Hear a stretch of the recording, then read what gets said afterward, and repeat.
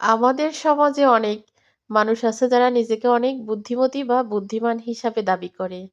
তো প্রকৃত বুদ্ধিমতী বা বুদ্ধিমান হতে গেলে কিন্তু অনেক বেশি ধৈর্যর পরিচয় দিয়া লাগে। তা এখন কি আমাদের ধৈর্য আছে?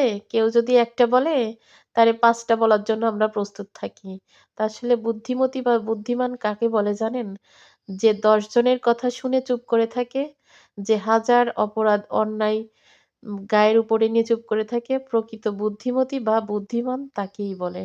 তা আসলে কিছু, কিছু শিক্ষা কিন্তু মায়ের থেকে না, শাশুড়ির থেকেও পাওয়া যায়। তো আমাদের শিক্ষা যখন মানে শিখবো তখনই কিন্তু বিয়ে হয়ে গেছে। আর যে শিক্ষাটার অভাব ছিল সেটা কিন্তু আমার শাশুড়ির থেকেই আমরা বউরা পাইছি। তা আমরা যেরকম বিয়ের পরে এসেই অনেক বড় ফ্যামিলি পাইছি, আমার শাশুড়িরও কিন্তু সেম ভাবেই তার আমাদের মতো সংসার করতে হইছে। সেম ভাবেই করতে হইছে।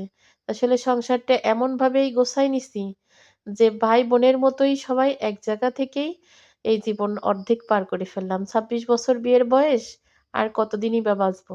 তা এখনো কিন্তু এমন মিল মহব্বত আমাদের সবার, সবার ভিতরে আছে। এমনকি আমাদের এই বউদের নিয়ে বা এদের বাপ চাচাদেরকে নিয়েও কিন্তু আমাদের এলাকায় সবাই প্রশংসা করে।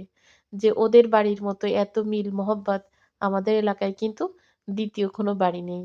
তো এটাই কিন্তু মানে কষ্ট করে যে সবাই সবারটা মেনে নিই, কষ্ট করে যে সবাই সবারটা সহ্য করি, এটাই কিন্তু তার পুরস্কার স্বরূপ আমরা বউরা বা এদের ভাইরা পাই।